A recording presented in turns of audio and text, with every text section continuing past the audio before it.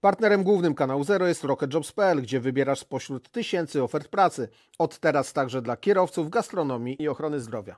Partnerem kanału Zero jest mubi.pl, gdzie znajdziesz polisę tańszą nawet o 50%. Kupując z linku w opisie otrzymujesz zwrot 100 zł. Partnerem programu jest aplikacja inwestycyjna XTB. XTB. Tu pracują Twoje pieniądze.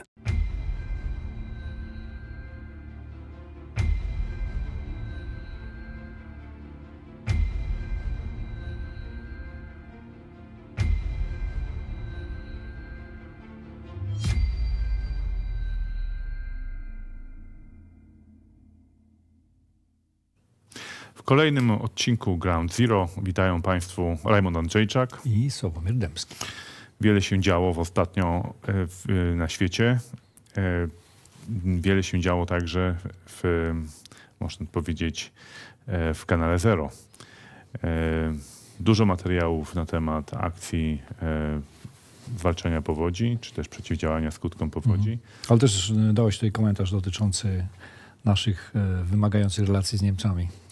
Tak, ponieważ Krzysztof Stanowski, moim zdaniem całkiem słusznie, postanowił zwrócić uwagę na temat, który jako żywo interesuje dużą część polskiego społeczeństwa, czyli problem niemieckiej odpowiedzialności za wybuch II wojny światowej, za okupację. No, minęło 85 lat od niemieckiej napaści na Polskę. No właśnie, jak gdybyś na chwilę jakby odłożył emocje i to wszystko, co jakby siłą rzeczy tak nasze serca tutaj dotyka, to jak w tym języku dyplomacji wyglądałoby takie przypomnienie, takie odświeżenie nieco komunikatu do Niemców, że ten temat nie został jeszcze zakończony. Jak to wygląda jako narzędzie w dyplomacji, niekoniecznie jako sam temat, który przecież znamy, tak? Znaczy, niezwykle ważne jest, aby reprezentować do partnerów zewnętrznych to, czym się polskie społeczeństwo interesuje. Tak? Jeżeli polskie społeczeństwo uważa, że temat nie jest zamknięty... A tak uważa, bo to widzimy w statystykach. Widzimy w badaniach opinii publicznej.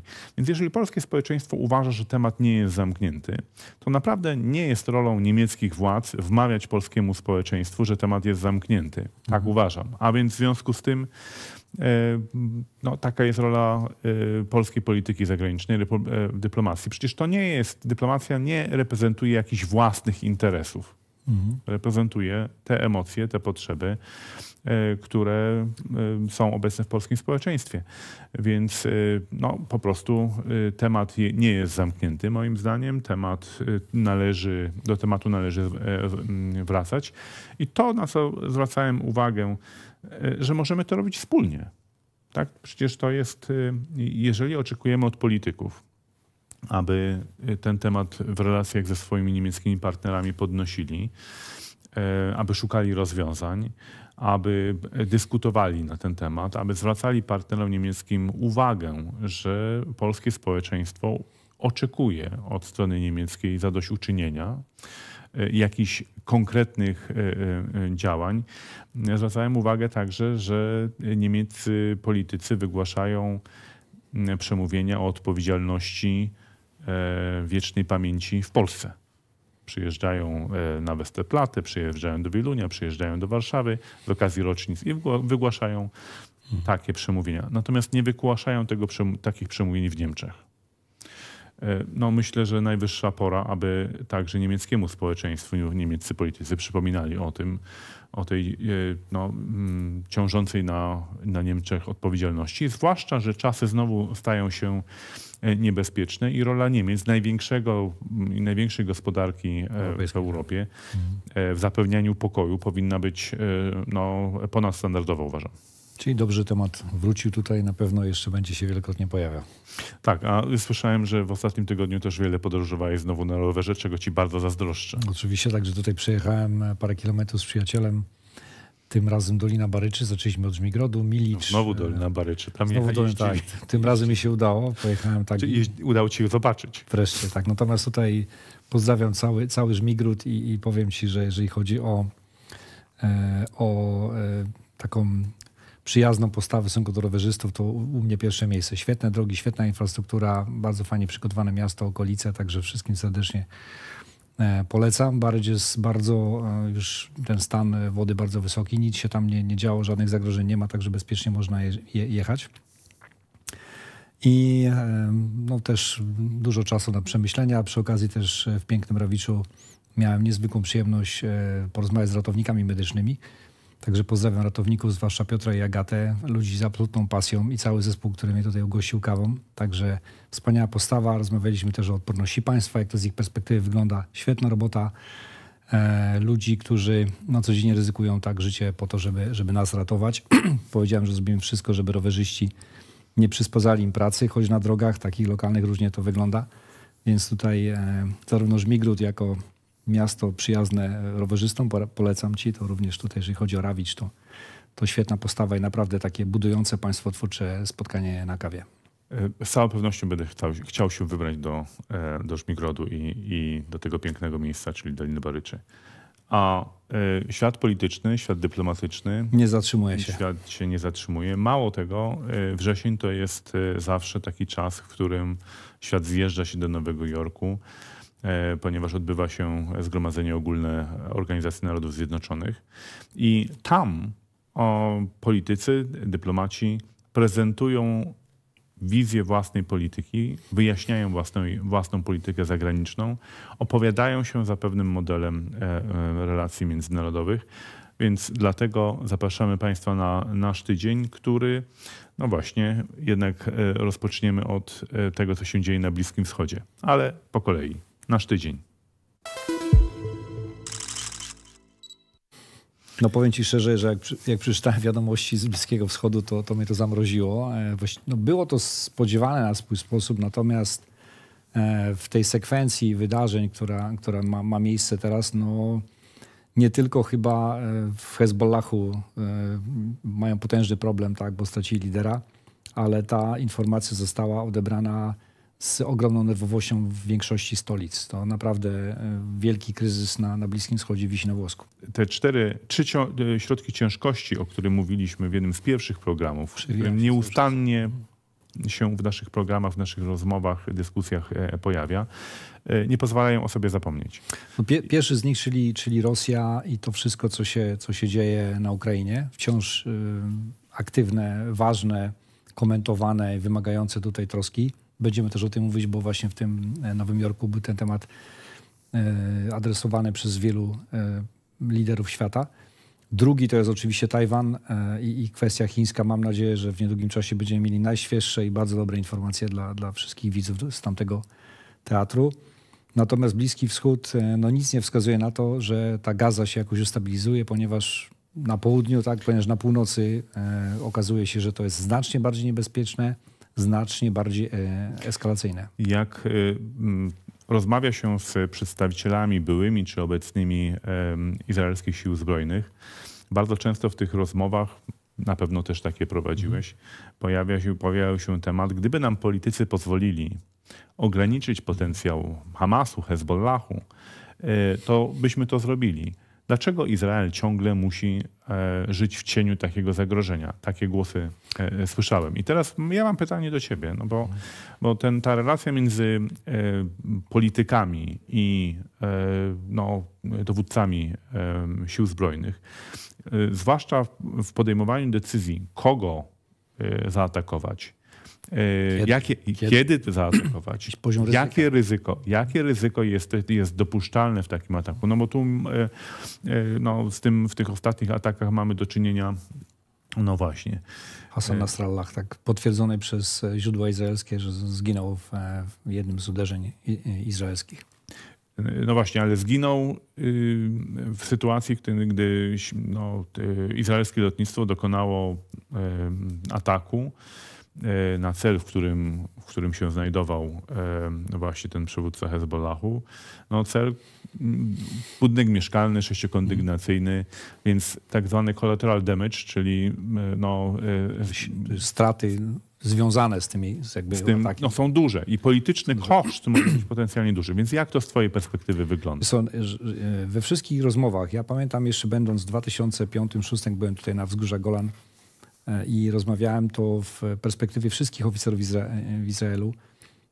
Hezbollah już wtedy był większym problemem, większym zagrożeniem niż sam Hamas. Dzisiaj musimy mieć też świadomość tego, mimo że jakby emocjonalnie widzimy to, co się wydarzyło w Gazie, tak? Czyli atak Hamasu, wejście na terytorium Izraela, standardy, które tam absolutnie dalekie od cywilizowanych, to jednak, jeszcze raz mówię, tutaj odkładam tą część emocjonalną, to nie jest to egzystencjonalne zagrożenie dla samego państwa Izrael. Potężny cios, rocznica, tak, Jom Kippur, niewspółmiernie duża ilość obywateli zabitych, porwanych, do dzisiaj przecież nie wszyscy wrócili. To na północy, bo jak zaczął się ten atak, miałem też kontakt z kilkoma tutaj przedstawicielami i sił zbrojnych, ale też i kilku strategów izraelskich, to oni uważają, że właśnie największe zagrożenie jest od strony północy. Musimy pamiętać o tym, że Hezbollah to jest oceniane 120-150 tysięcy rakiet. 120-150 tysięcy rakiet. To nawet jak porównamy z naszym pierwszym środkiem ciężkości, bo z polskiej perspektywy Rosja, Ukraina to jest nasz środek numer 1, no to przy tych skali zużycia rakiet przez Rosjan na niewspółmiernie wielkie terytorium, tak, Ukrainy, która praktycznie jest atakowana od Lwowa począwszy aż tam daleko czy pod Cherson, czy pod Charków, to 150 tysięcy rakiet, które jest umieszczone w południowej części Libanu i gdyby o różnym zasięgu, czyli dzisiaj mieliśmy też sytuację taką, że przecież nad Tel Awiwem ostatnio została zestrzelona rakieta i to bardzo późno. Trudno mi powiedzieć, czy to wynikało akurat z oceny, gdzie ona spadnie, czy też mieli problemy jakieś tutaj z przechwytywaniem. To dla państwa Izrael jest to egzystencjonalne zagrożenie, więc z perspektywy wojskowej to wygląda tak, że oni po prostu chcą jak najszybciej i w jak największej skali zmitygować to zagrożenie, żeby potem politycznie, jeżeli jakaś sytuacja będzie miała miejsce, a przecież są właśnie od tego czekania i od tej pasywnej postawy takie uderzenia jak w przedszkole, czy to w żłobek chyba był, tak, jest dla państwa Izrael nieakceptowalne, więc rekomendacje tutaj ze strony sił zbrojnych są zupełnie inne niż te ryzyka, o których mówiesz. Mniej więcej to samo słyszałem od analityków, ekspertów, albo byłych wojskowych, albo byłych pracowników izraelskich służb specjalnych, wywiadu, którzy podkreślali, że jakikolwiek konflikt z Iranem, jakikolwiek wzrost napięcia właśnie w strefie Gazy, szachuje, czy też utrudnia reakcję sił izraelskich ze względu na to, że oni ciągle muszą uważać na potencjał Hezbollahu. Dokładnie. Że wiele tych operacji, wiele tych przedsięwzięć można by było prowadzić w sposób może bardziej zdecydowany, gdyby nie to ograniczenia polityczne. Politycy współuczestniczą w wykonywaniu w pewnym sensie tych operacji wojskowych. Dają zezwolenie na nie, tak. My mówimy powtarzamy od pierwszego programu, że od czasów Clausewitza niewiele się zmieniło i wojna, wykorzystanie instrumentu militarnego jest częścią polityki.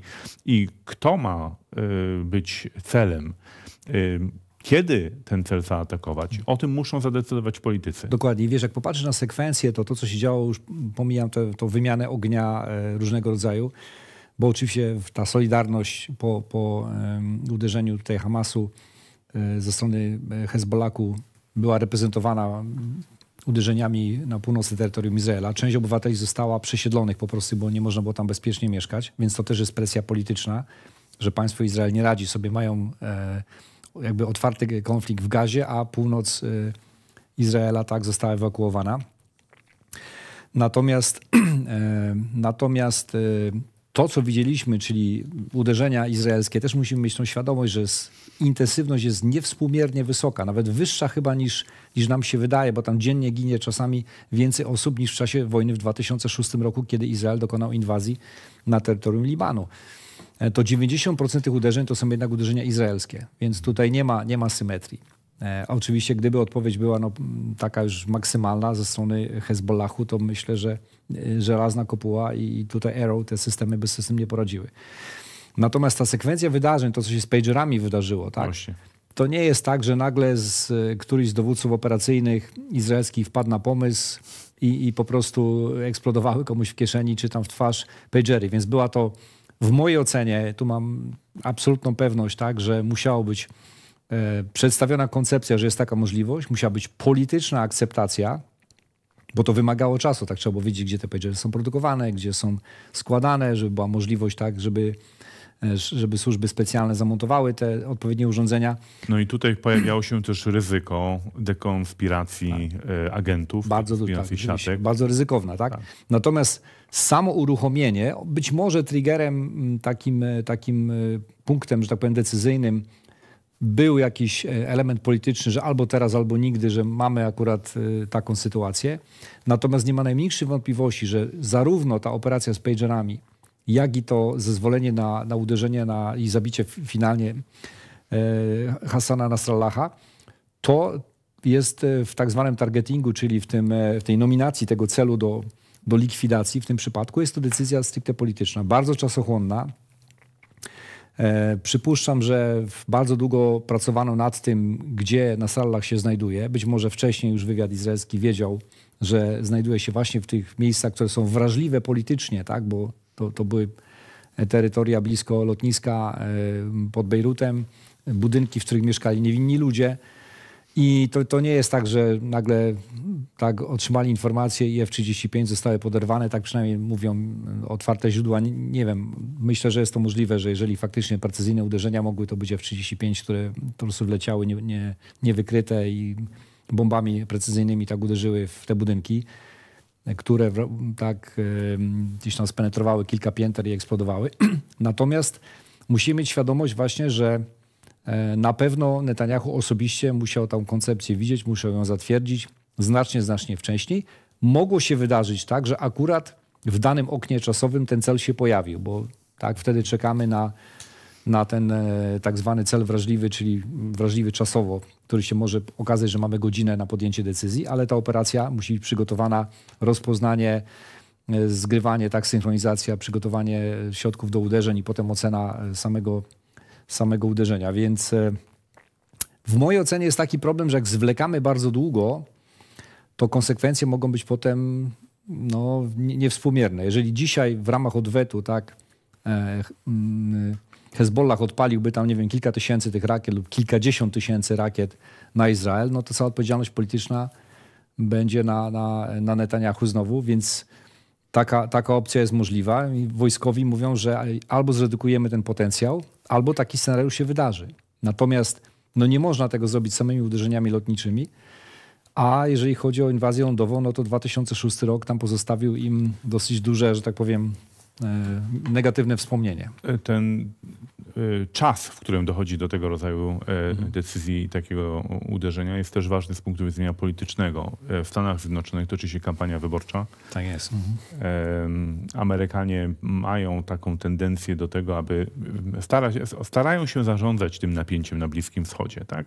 O wielu mechanizmach pewnie możemy tylko podejrzewać, jak to wygląda, ale nawet z tych komunikatów prezydenta Bidena widać wyraźnie, że ostatnią rzeczą, którą by sobie życzyli, to wybuch jakiegoś konfliktu, który mógłby się rozlać na cały region. Omawialiśmy tutaj spektakularne zaangażowanie się Amerykanów w mitygowanie tego zagrożenia ze strony Iranu, tak? Czyli zestrzeliwanie tych rakiet. Dlaczego to robili? No właśnie dlatego, żeby zapobiec ewentualnej reakcji Izraela, tak? Czyli zmitygować Izrael. O czym zresztą wie też doskonale Netanyahu, który tą grę gra. Żaden prezydent Stanów Zjednoczonych nie chce mieć ani obecnie urzędujący w ostatnim miesiącu swojego urzędowania kolejnej wojny, tak? Bo to byłoby dla Kamali bardzo trudne do wyjaśnienia, że znowu demokraci, tak, kończąc kadencję demokratycznego prezydenta, mają kolejną wojnę.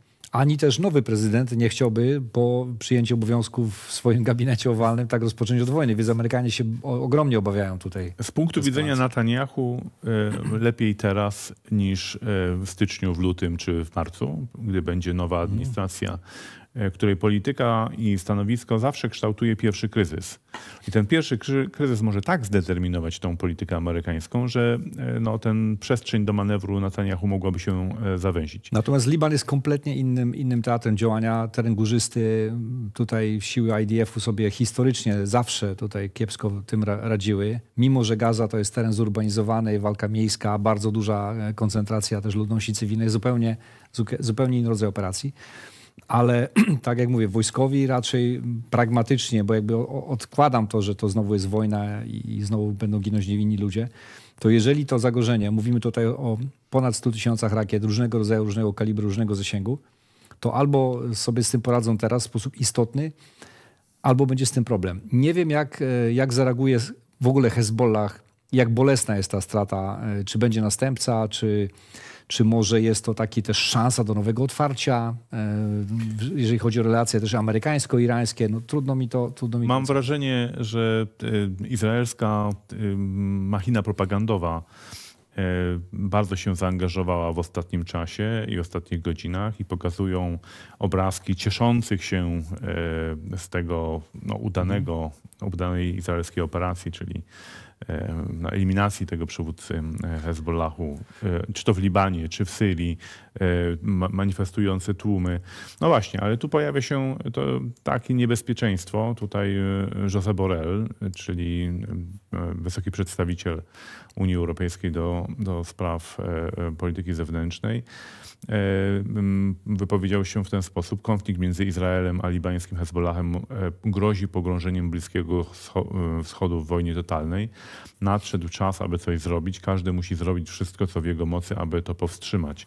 To jest, myślę, że to odzwierciedla ten niepokój, który jest obecnie w Stanach Zjednoczonych, może trochę osłabiony, ale cały świat się niepokoi, że no, rzeczywiście ten konflikt w odpowiedzi na uderzenia Izraela może zareagować Iran, może zareagować Hezbollah. Konflikt się może rozlać. Tutaj jest jeszcze jedna taka swoista analogia, ja bym ją nazwał refleksją, zostawiamy tutaj dla widzów. Mamy taką sytuację, że Izrael technicznie posiada takie środki, żeby zareagować, czyli żeby uderzać w te cele precyzyjnie i te magazyny amunicyjne, składy, tak, czy właśnie tutaj kluczowy personel. Widziałem też kilka takich analiz, że oni naprawdę zlikwidowali znakomitą liczbę przywódców Hezbollahu już na tą chwilę. I zwlekanie spowoduje, że w którymś momencie tak, ta odpowiedź Hezbollahu może być bardzo duża, no i będzie bolesna. I teraz my mamy w Polsce podobną sytuację, że mamy tutaj jedno przekraczanie granicy, drugie, trzecie, czwarte. Ciągle jest ten dylemat, czy już zastosować jakieś bardzo intensywne środki odpowiedzi, takie, które zrozumie strona przeciwna i zaprzestanie.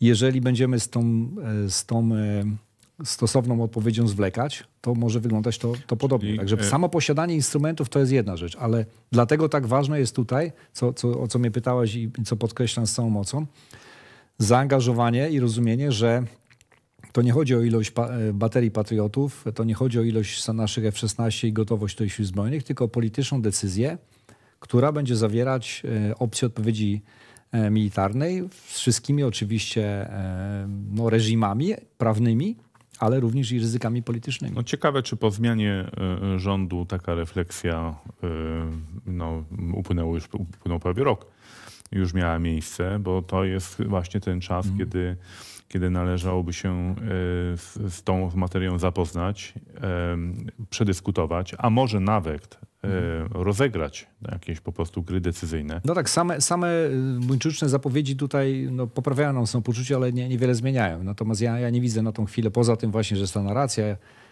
po zmianie, tak, ci zestrzeliwać, nie zestrzeliwać, reagować, nie reagować. Nawet mamy tą sytuację bardzo podobną z zestrzeliwaniem nad terytorium Ukrainy, która ma pewne jakby takie odbicie, może nie w 100%, ale w tym właśnie, że Amerykanie zdecydowali wesprzeć zestrzeliwanie tych irańskich dronów lecących w stronę Izraela. Więc tutaj myślę, że już więcej chyba nam nic nie potrzeba, żeby usiąść i dokonać analizy, czy ta nasza strategia bezpieczeństwa narodowego jest dobra. Że tego rodzaju refleksja powinna być przygotowana wcześniej, bo wówczas, kiedy się już zdarzy jakiś incydent, albo próba prowokacji, albo jakieś zdarzenie, które będzie po prostu groźne, to dobrze nie wymyślać wtedy odpowiedzi, tylko mieć tą odpowiedź To jest bardzo czasochłonne, to musi być wcześniej przygotowane, tak, czy te plany będą aktywowane, czy nie, to zupełnie inna historia. To jest decyzja polityczna, tak? Dokładnie, natomiast zbliża się 11 października, zbliża się znowu Jom Kippur, znowu święto, znowu już trzeci raz, tak, gdyby się to wydarzyło, to byłoby to tragiczne. Mówię tutaj o uderzeniu w czasie święta Jom Kippur w Izraelu.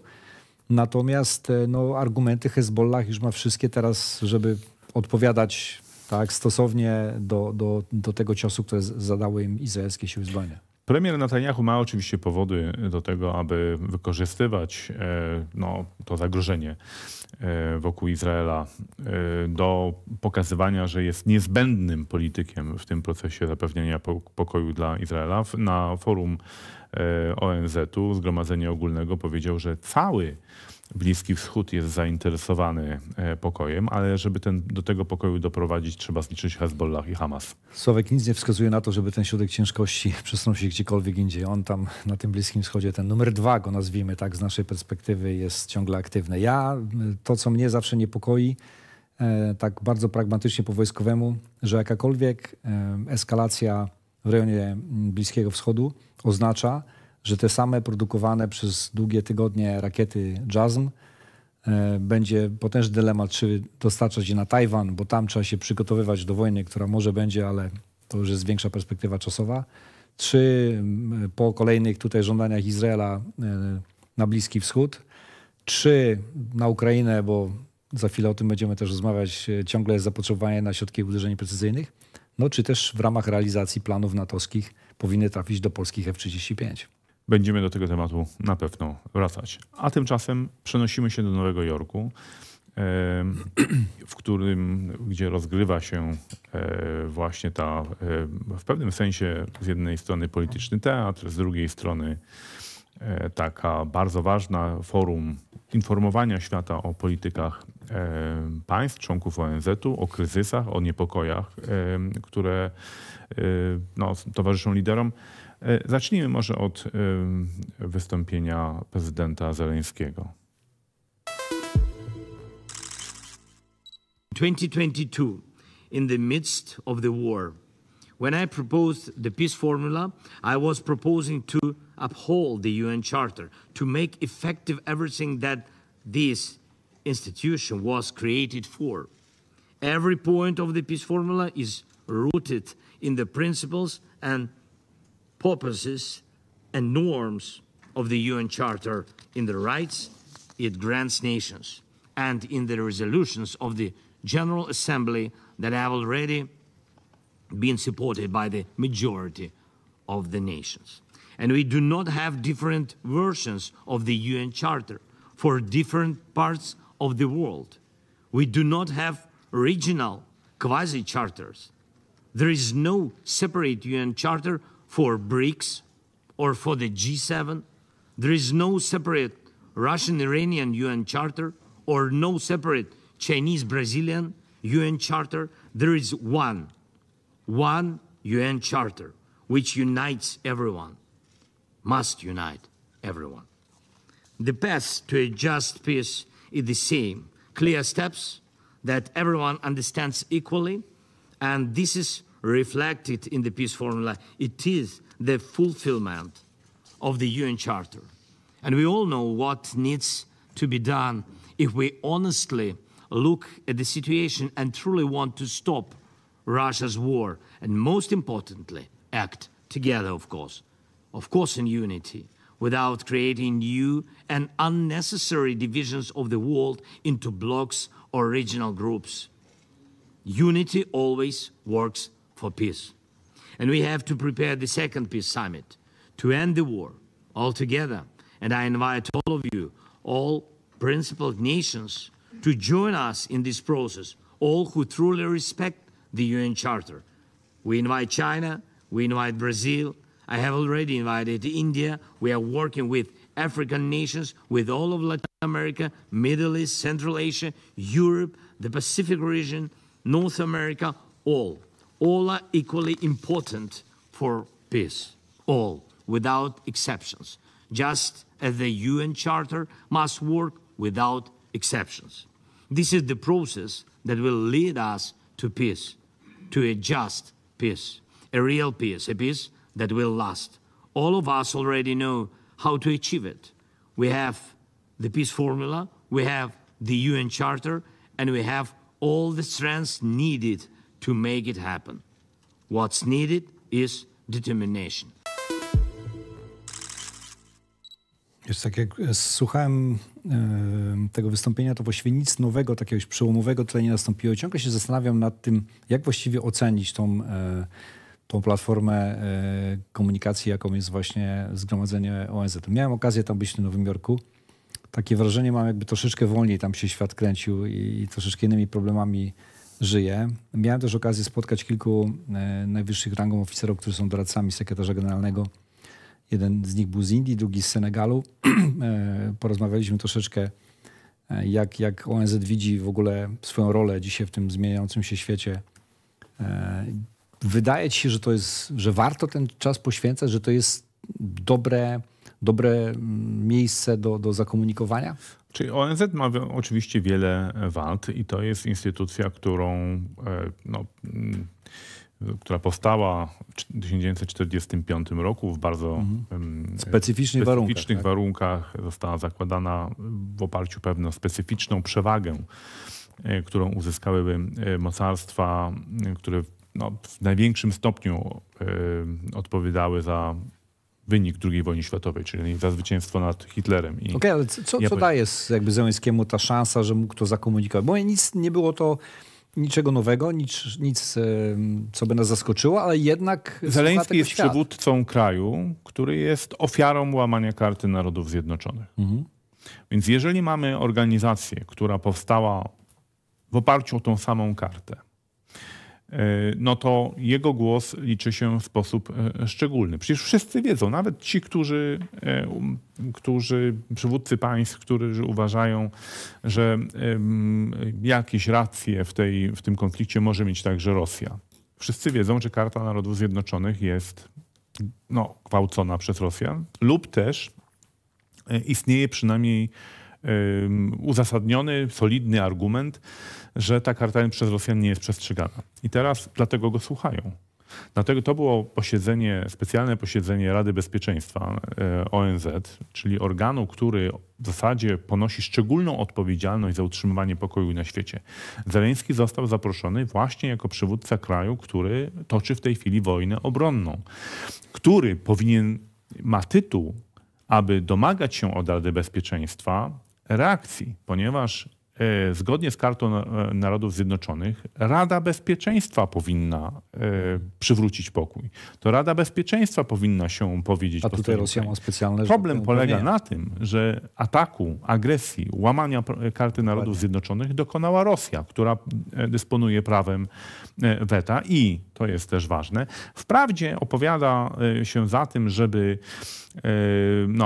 zreformować system ONZ, rozszerzyć może Radę Bezpieczeństwa, ale ograniczenia własnego weta w tym systemie tego nie chce dopuścić.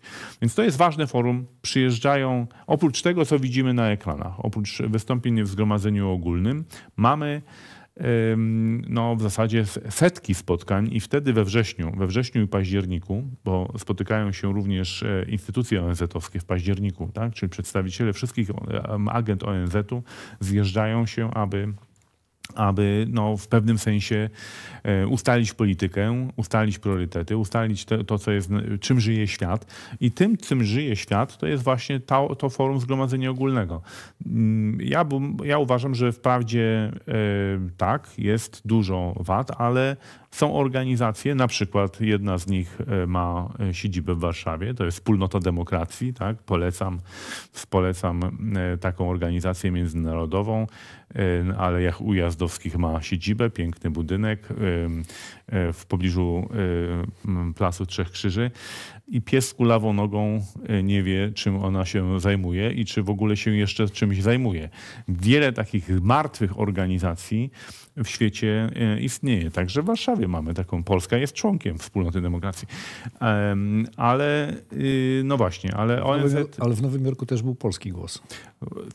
W Nowym Jorku był polski głos, nawet wybrzmiał bardzo mocno. Mamy 2 przykłady tych polskich interwencji. Może zacznijmy od wystąpienia prezydenta Andrzeja Dudy na Zgromadzeniu Ogólnym ONZ. This year marks the 85th anniversary of the beginning of that massive conflict. The conflict which claimed millions of lives. It was Poland which became its first victim.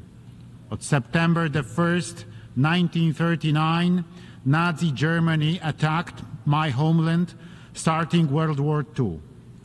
2 weeks later, on September the 17th, the Soviet Union also invaded my country. As the ally of Nazi Germany fulfilling the agreement between Hitler and Stalin, so-called Ribbentrop-Molotov Pact, both aggressors deprived us of our independence. Poland found itself in the midst of the brutal occupation of 2 totalitarianisms, becoming a witness and victim of war crimes that forever left a mark on our nation's and world's history. In my country, we know very well what war is, and we know what drama and suffering it brings. That is why Poland has always been a strong advocate of measures which aim to preventing conflicts and ensuring peace in the world. Our history and experiences incline us to constantly recall the need to respect international law and protect the sovereignty of states. Ladies and gentlemen, today we are facing yet again an extremely serious threat to global security. For the past 2.5 years, we have seen Russia's brutal aggression against neighboring Ukraine. This is a flagrant violation of fundamental norms of international law, such as the prohibition of the use of force in international relations. This unprovoked aggression is destabilizing the region and posing a direct threat to the global order and security. We cannot allow this war to turn into another frozen conflict. This is the most important task for the future. That is why it's so important today to stop the Russian war in Ukraine. Not only to end the suffering of the people and punish the aggressor, but also to prevent such heinous actions from becoming a model for others to follow. Ukraine's territorial integrity must be restored within its internationally recognized borders. The logic of conquest and disregard for international law must be stopped unless we agree to live in a world where any country can become a victim of aggression regardless of its size and geographic location. Poland is following with equal concern the situation in the Middle East, where due to the brutal Hamas attacks of October the 7th, 2023, the conflict has escalated. Israel, like any other state, has the right to self-defense. However, these actions must follow international humanitarian law. Poland has consistently supported a two-state solution to the Middle East conflict that will guarantee both Palestinians and Israelis the right to live in peace and security in correct relations with all the neighbors. As proponents of the principles of equality and the right of nations to self-determination, we believe that the emergence of an independent Palestine will not contradict Israel's interests, whereas the right of Israel to exist cannot be questioned. The two nations are united by space and time, which will remain their common destiny. No właśnie. Prezydent Duda podkreślał, że Polska ma szczególny tytuł do zabierania głosu w sprawie pokoju i bezpieczeństwa na świecie. No nasza rola to od początku tego konfliktu jest tutaj kluczowa, ale też dobre były te paralele, czyli kwestia tutaj wojny tak polsko-niemieckiej, ale też i rosyjskiej agresji 17 września. 85. rocznica daje taki tym bardziej możliwość podkreślenia. Więc że tutaj jest na tym forum zwrócenie uwagi na to, że to z naszej perspektywy jest sprawa fundamentalna, jest istotna. Natomiast i dobrze też moim zdaniem, że ta nasza rola jest tutaj podkreślana. Mało tutaj jakby przenikało kwestii naszego narodowego interesu, jak ważne dla bezpieczeństwa jest właśnie rozwiązanie tego problemu. No i być może nie było to forum, ale w takim jakby drugim efekcie tego wszystkiego powinno być właśnie to, że my nic tutaj nie jesteśmy w stanie wyzyskać. Mówię kwestii wołyńskiej, tak? Czyli że tutaj dalej Ukraina, mimo tak ważnego problemu przedstawionego na arenie międzynarodowej, nie mamy takiego jakiegoś instrumentarium, żeby tą sprawę dostatecznie podnieść i powiedzieć im, że chcielibyśmy to wreszcie rozwiązać. To mam dwie rzeczy. Po pierwsze oczywiście prezydent na forum Zgromadzenia Ogólnego mówi, jaki jest fundament polskiej polityki zagranicznej. Dlaczego my udzielamy wsparcia Ukrainie? Udzielamy wsparcia Ukrainie dlatego, że bronimy fundamentalnej dla bezpieczeństwa Polski zasady, ugruntowanej w Karcie Narodów Zjednoczonych, że agresja jest prawnie niedozwolona. Tak? Jedyną wojną, która jest dopuszczalna, bo przecież nie żyjemy w świecie idealnym, to jest wojna obronna. Tak. Mają prawo Ukraińcy się bronić, my bronimy tych zasady, prezydent tą zasadę podkreśla. Oczywiście w relacjach dwustronnych polsko-ukraińskich nie zapominamy, o tym się te kwestie stale są podnoszone, nie od dziś, kwestie historyczne, ale też kwestie związane na przykład ekonomiczne, tak, w zeszłym roku masa problemów związane z eksportem zboża. Natomiast to jest forum, które jest przeznaczone do generowania wspólnej odpowiedzi wszystkich członków Narodów Zjednoczonych na zagrożenia dla pokoju na świecie. To dlatego też w tym wystąpieniu prezydenta pojawiło się nawiązanie do problemu Bliskiego Wschodu, tak? do konfliktu w Gazie. Prezydent podkreślił, że Polska opowiada się za tym rozwiązaniem dwupaństwowym, tak? Wspiera ideę powstania niepodległego Izraela, niepodległej Palestyny i nie uważa tej kwestii za sprzeczną z interesami bezpieczeństwa Izraela. Myślę, że właśnie podkreślanie, które kwestie z punktu widzenia polskiej polityki zagranicznej są największymi zagrożeniami dla pokoju na świecie, jakie my mamy stanowisko w tych sprawach, jest niezwykle ważne. Prezydent konsekwentnie od 2016 roku na tym forum podkreśla znaczenie prawa międzynarodowego i konieczność jego obrony. Bo jeżeli my, pierwsza ofiara hitlerowskiej i sowieckiej agresji w 1939 roku, od której rozpoczęła się II wojna światowa, przestaniemy bronić zasad prawa międzynarodowego, to kto ma tych zasad bronić?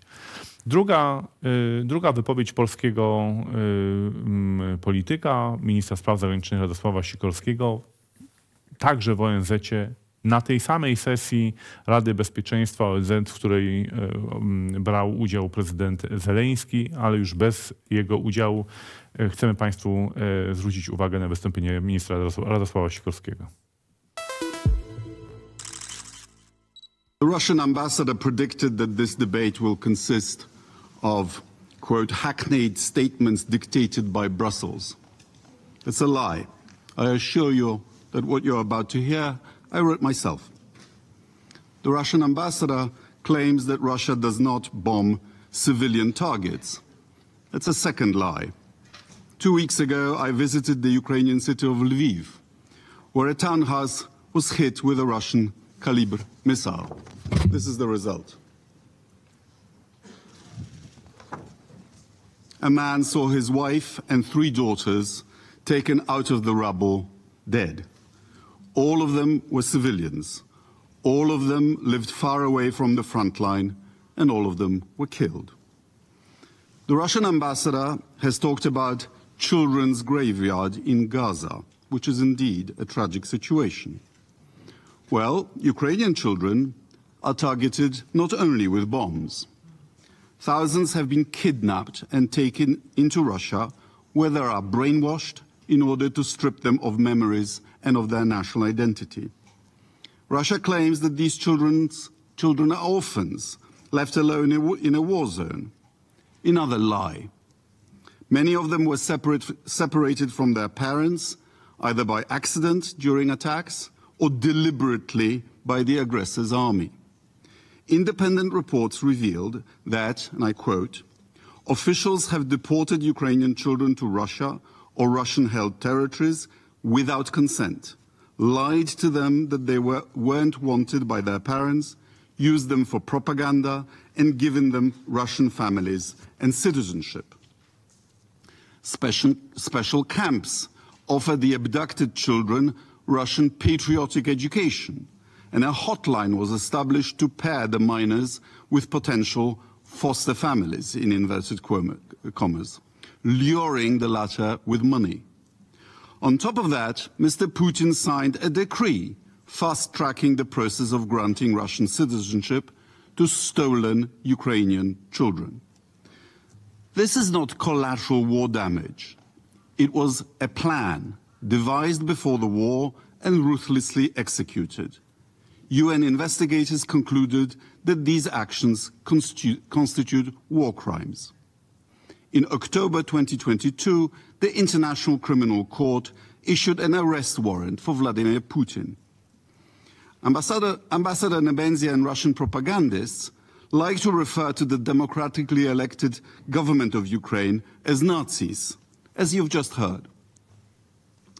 It so happens that in Poland, I live 3 kilometers from Potulice, the site of a former Nazi filtration camp during the Second World War. It's known for the fact that thousands of children were imprisoned there, from Poland and the Soviet Union, from around Smolensk and Vitebsk. Up to 800 of these children died, but thousands were transferred west to be Germanized. Blonde, blue-eyed, Aryan children deemed to be racially suitable. I therefore have a few questions to the Russian ambassador and his superiors.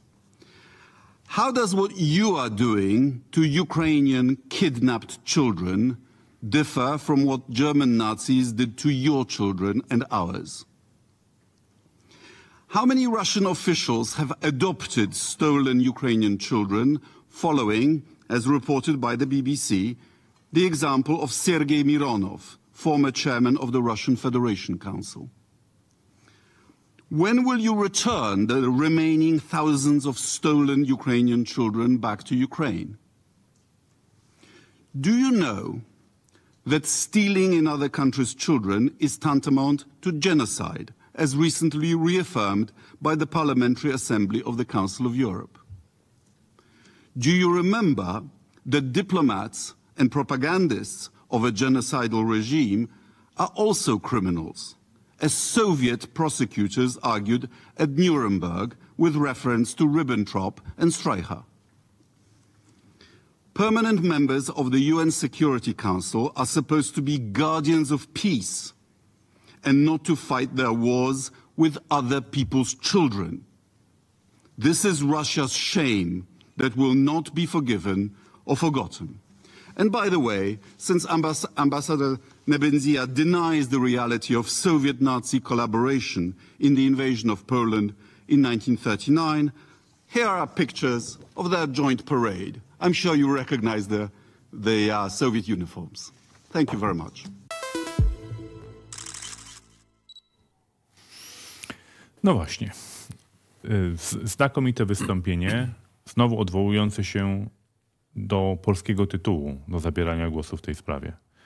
Polska ofiara II wojny światowej, ofiara agresji ze strony III Rzeszy i Związku Sowieckiego, ofiara ich współpracy, ofiara ich ludobójczej polityki, ma tytuł do zabierania głosu nie w sprawie Ukrainy, ale w sprawie wartości, którą Rosja, atakując Ukrainę, gwałci i niszczy. Wartości wydawałoby się uniwersalne. Myślę, że też język tutaj audytorium jest niezwykle istotny, ponieważ kwestia ludobójstwa, kwestia dzieci była tutaj adresowana dość tak powiedziałbym, brutalnie i widać było tutaj po tych, którzy tego słuchają, że to nie chodzi tylko o wojnę, starcie dwóch sił zbrojnych, tylko po prostu o atakowanie celów cywilnych, o porwania dzieci, o odpowiedzialność moralną, ale też i prawną polityków za ludobójstwo, bo to zostało też wielokrotnie dzisiaj tutaj podkreślone. No i właśnie te przykłady, które takie personalne, tak, bo odwołując się tutaj do tych potulic i historii, no myślę, że są bardzo, bardzo takie obrazowe. Bo pytanie jest tylko znowu, czy Rosjanie przyjmują się taką narracją? Czy mamy jakieś elementy nacisku? Bo dobre wystąpienie, dobra argumentacja, język właściwy, taki dosyć szorstki, z przykładami. Natomiast czy Rosjanie reagują na tego rodzaju, że tak powiem, argumenty? Nie tylko Rosjanie słuchają. Dyplomacja polega na szermierce na argumenty. O ile można powiedzieć w trakcie gorącego konfliktu żołnierze walczą przy pomocy kinetycznie, tak? Jest wymiana ognia. To dyplomaci walczą na argumenty i wymieniają się tezami, wymieniają się ideami i starają przekonać nie tylko adwersarza, ale starają się zbudować koalicję myślących podobnie. Więc minister Sikorski miał na uwadze, że nie mówi tylko do przedstawicieli dyplomatów rosyjskich. Akurat rosyjski ambasador opuścił wtedy salę. Ale mówi do wolnego świata, do trzeciego świata. To nie lubię tego słowa. Do, powiedzmy, przedstawicieli globalnego południa. Czy masz na myśli, że jakby intencją może być to, żeby wszyscy mieli tą świadomość, że jakiekolwiek współpraca, chociaż z ich perspektywy, nie wiem, brazylijskiej na przykład, czy afrykańskiej, tak, bo troszeczkę ta perspektywa się różni, jest równoznaczne z tym, że muszą się wpisać w to, co on tutaj powiedział. Tak. Czyli, że to nawet nie chodzi o samą Rosję, tylko jeśli stoicie po tej stronie barykady, to oznacza, że jakby akceptujecie ludobójstwo, atakowanie celów cywilnych, porwania dzieci i tak dalej, i tak dalej. Tak jest. Musicie wiedzieć, z kim współpracujecie. Musicie wiedzieć, kogo popieracie. Jeżeli opowiadacie się za zakończeniem tej wojny, to musicie wiedzieć, że problem zbrodni dokonanych przez Rosję, polegających na uprowadzeniu ukraińskich dzieci, będzie musiał być rozwiązany. Polska, tak jak powiedziałem, ma szczególny tytuł do zabierania głosu w tej sprawie, także dlatego, że to polski prawnik Rafał Lemkin jest autorem pojęcia ludobójstwo i to dzięki jego staraniom 75 lat temu Zgromadzenie Ogólne ONZ przyjęło deklarację o zapobieganiu i karaniu zbrodni ludobójstwa. No tutaj padło też słowo tej Norymberga, więc pozostaje mi tylko nadzieję, że kiedyś świat będzie gotowy na to, żeby na tych ławach tej Norymbergi nowej, tak? Jest jeszcze jedna rzecz, którą chciałem zwrócić uwagę. Otóż minister pokazuje wszystkim polskim dyplomatom, jakich standardów oczekuje, jakich polemik i jakich argumentów chciałby, aby polska dyplomacja używała. Więc to nie jest tylko jedno audytorium. To jest wielu audytoriów, moim zdaniem bardzo dobry przykład, bardzo dobry standard i chciałbym, żeby właśnie polscy dyplomaci, wchodząc w polemikę na przykład z dyplomatami rosyjskimi w swoich miejscach urzędowania, potrafili tak znakomicie przedstawić ten argument. A nie przysłuchiwali się tylko tym argumentacji. Szanowni Państwo, i w ten sposób kończymy omawianie naszego tygodnia. Był on znowu bardzo dynamiczny i pełen różnych inspirujących wydarzeń. A teraz zapraszamy na rozmowę, no właśnie, z naszym specjalnym gościem, którego za chwilę Państwu przedstawimy. Well, now we have today a splendid occasion to host in Ground Zero Phillips Payson O'Brien, Professor Philip Payson O'Brien, St. Andrews Professor in Scotland, but American historian, who became famous of, quite controversial thesis that the way how we think about the World War II and how it was fought and how it was won is not actually the right way we should think about it. Your thesis, Phil, was that United States won this war mainly as an air and navy power. Air power and navy. Air power and navy. So the way how Americans fought this war is not the way how we understand it was fought, particularly we Europeans. So let me start from this. How we should think about American power in the World War II. American and British power. I mean, you have to look at it as sort of a joint economic technological effort. The book emerged actually, and how it emerged was because I saw some data which was totally different than anything I was expecting to see. And this was way back when I was doing my PhD. And I was reading through the US Strategic Bombing Survey, which has most of the best data on the German economy. And they had a chart of what Germany was making in 1943, the height of the war, the year where people are getting almost fully mobilized in terms of production, peaks in 44, but 43 is really when production. So Bloody 100 was flying every night, every day. Yeah, everyone's making everything they can. And the German economy was broken down by size and sector in terms of what it was making. And there was a chart, and it had half of the German war economy in 43, munitions production, was aircraft and tanks. So everything else was the other half. But that breakdown of tanks and aircraft was utterly different than I expected. 43% were aircraft and only 7% were tanks. So actually, the German economy was making aircraft above everything else. And that was just the airframes and engines. Once you actually equipped the aircraft, more than half of German economy was making aircraft.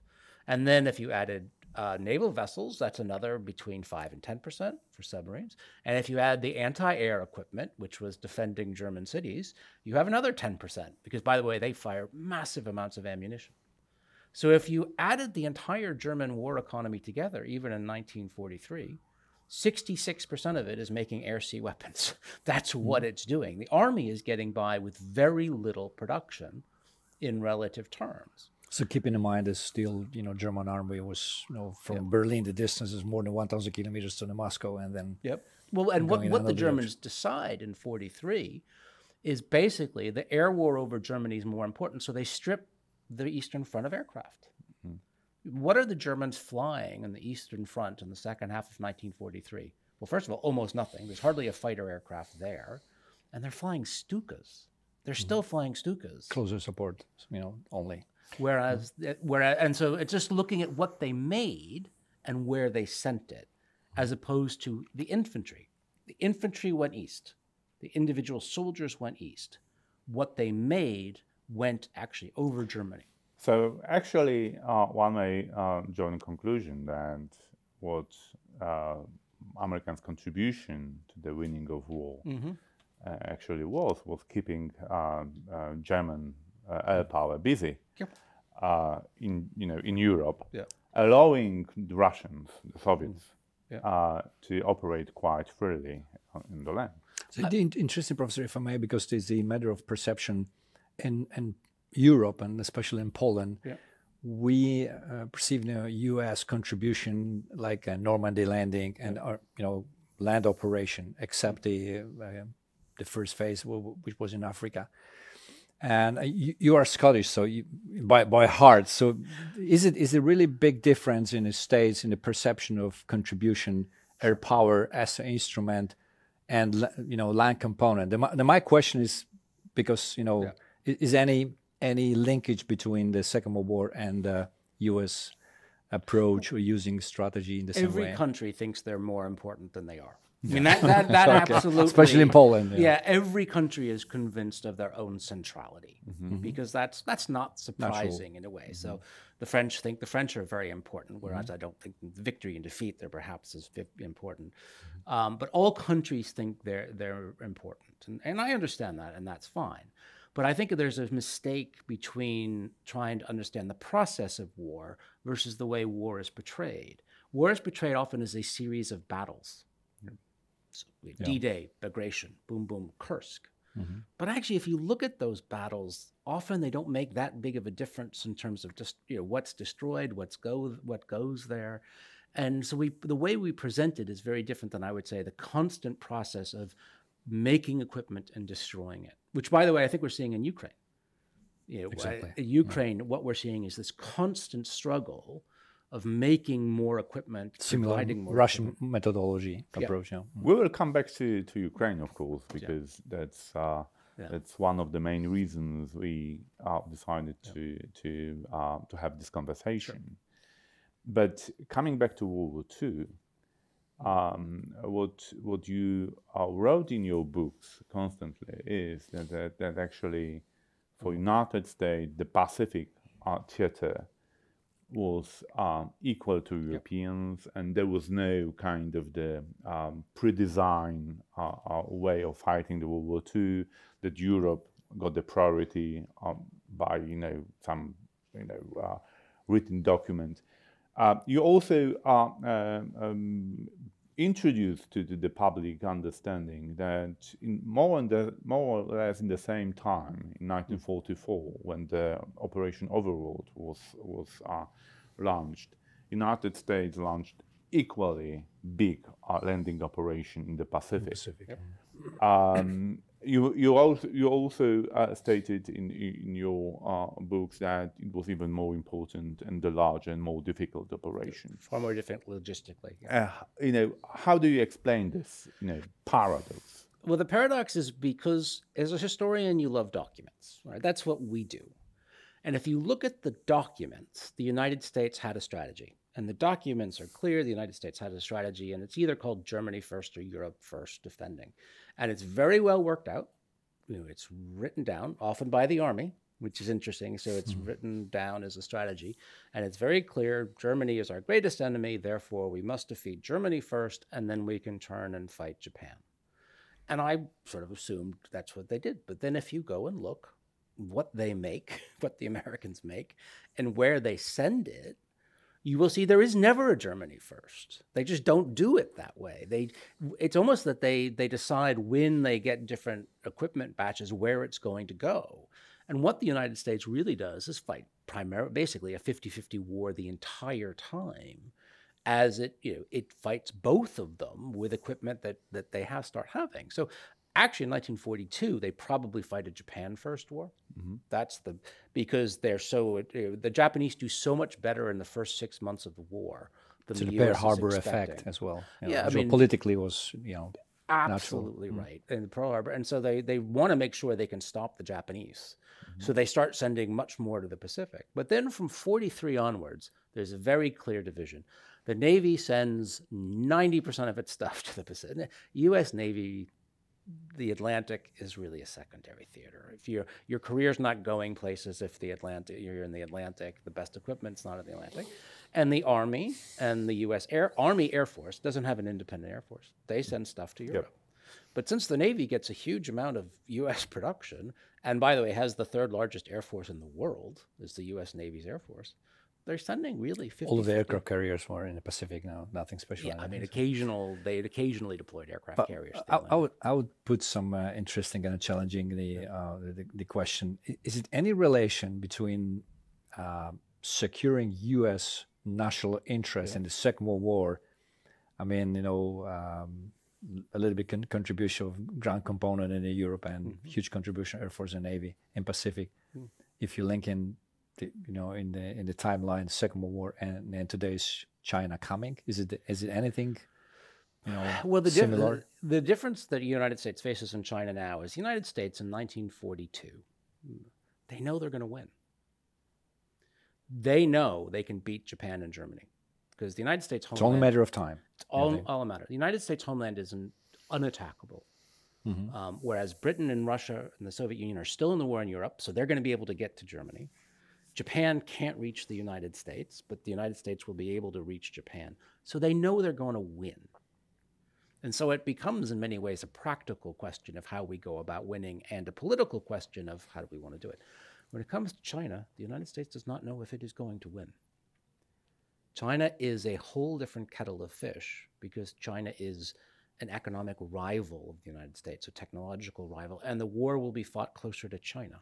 So the United States will have the enormous power projection problems of having to go 5,000 to 6,000 miles across the Pacific to keep fighting in China's neighborhood. So would you say any analogy from Second World War or Cold War time in the strategical thinking is useless today, comparing uncomparable China? I think basically China is such a different threat. The Soviet Union was never an economic, technological... I mean, it has nuclear weapons, admittedly. Yeah. But can you compare Japan of the 30s, the power which was challenging United States in that time in the Pacific to China today? Because the problem, to some extent, were for the American strategies were more or less the same. Power projection for a long distance, defending the islands, providing security to the allies. The problems, more or less, strategically speaking, are the same. How Japan and China are different now? Well, Japan was about 1/20th the size of the U.S. economically. So basically, think of 1920s. Think about the United States having to fight Belgium and the Netherlands. Because that's what you're talking about, or Northern Italy. That's economically what it was. And then now by the 1940, it's bigger, but it's still far below France. So it was not an individual rival. That's Japan was never an individual rival to the United States as an economic, technological power, and it has no ability to project power into the United States. So the United States has freedom. China is different. China is, by certain measurements, the largest economy in the world. Depends, if you do purchasing power. It also has, a huge built-up military. We don't know how good it is. I mean, there's a lot of questions about China too, because we've never had a country that hasn't fought a war, being a great power. The last war the Chinese fought, major war, they did terribly, and that's when they invaded Vietnam. Since then, different culture, strategical culture. But we don't know what the Chinese military would be like because they've not fought. But technologically, demographically, is he absolutely uncomparable to Japan? Uncomparable. There is a reason why we talk so much about World War II. And kind of we talk about the past because all strategists are historians. In fact, we are looking back what happened, how the war was fought, how they were won. Your latest book is about the strategist of World War II, actually. And you made the point that actually their thinking was inspired or influenced by the World War I and how this war was conducted. And actually you put Mussolini, Hitler, Stalin, Churchill, Roosevelt to the same basket that always shaped by the experience of World War I. Can you tell us, how this experience actually influenced the way how World War II was fought? Well, I mean, starting with the idea, we tend to like to think of a country having a national policy. That's so common. But actually, the more I looked at the Second World War, I didn't see national policy. I saw a small group of strategic thinkers making up their policy as they went along. So what I was, and in some ways doing things that seemed counterintuitive, that didn't make sense. I mean, Hitler declaring war on the United States. They start doing things and you start saying, well, why are you doing this? And what I became interested in, okay, what were they thinking when they thought of war? What was guiding them? And if you go back, all of them had a very interesting experience, in some ways, quite personal experience of fighting in the First World or the greater First World War period. You have to say, Stalin fights Poland, ends up fighting the war between the Soviet Union and Poland. So it's the long First World War, or by the way, in the case of Churchill, long before the First World War as well.